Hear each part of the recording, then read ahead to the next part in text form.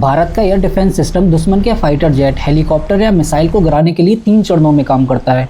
पहले पहचानता है, फिर ट्रैकिंग करता है, उसके बाद हमला करता है। सबसे पहले लॉन्ग रेंज सर्विलांस रडार आसमान पर लगातार नजर रखता है और सैकड़ों किलोमीटर दूर तक उड़ रहे दुश्मन के विमान या जेट को उसकी गति, ऊंचाई और दिशा के आधार पर पहचानता है। जैसे ही कोई संदिग्ध लक्ष्य भारतीय हवाई क्षेत्र की ओर बढ़ता है, रडार उसे ट्रैक करना शुरू कर देता है और उसकी हर हरकत का data command and control centre तक भेज देता है। इसके बाद सक्रिय होता है फायर कंट्रोल रडार यानी FCR, जो लक्ष्य को वेगता के साथ लॉक करता है। वही क्षण होता है जब सिस्टम तय करता है कि किस मिसाइल पर हमला करना है।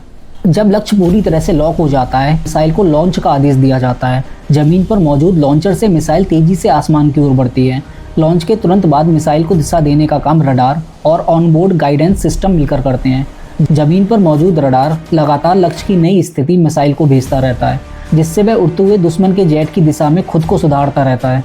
जैसे जैसे मिसाइल लक्ष्य के पास पहुंचती है और उसका सीकर सिस्टम यानी जो रडार और इंफ्रारेड आधारित होता है, दुश्मन के विमान को खुद पहचान लेता है और आखिरी क्षणों में अत्यंत सटीक मार्ग अपनाता है।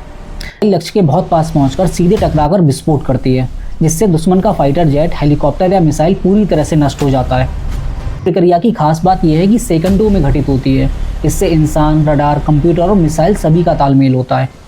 प्रयास असफल हो जाए तो दूसरा सिस्टम तुरंत सक्रिय हो जाता है, जिससे दुश्मन को बचने का मौका नहीं मिलता है।